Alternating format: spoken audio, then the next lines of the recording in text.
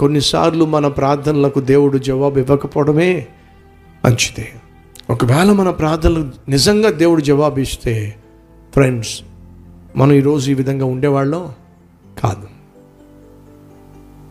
ఒకరోజు నేను కూర్చుని ఆలోచిస్తూ ఉన్నాను,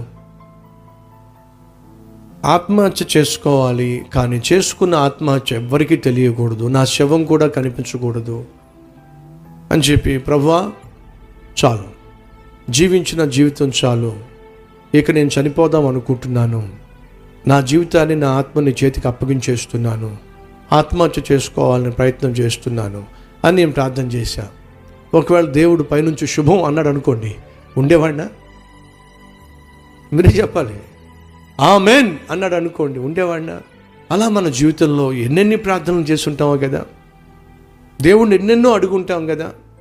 దయచేసి వినండి, నీకది అపాయకాలం కావచ్చు, నీకది ఆపద కాలం కావచ్చు, నీకది అననుకూల కాలం కావచ్చు, వాటన్నిటికీ వ్యతిరేకంగా దేవుడు ఒక జవాబు నీకు ఇచ్చినప్పుడు నీకు, ఏంటి ప్రభు ఇలాంటి జవాబు ఇచ్చా, వద్దన్నాను కదా, ఇది నాకు క్షేమం కాదన్నాను కదా, ఇలాగైతే నాకు కష్టం అన్నాను కదా ప్రభువా.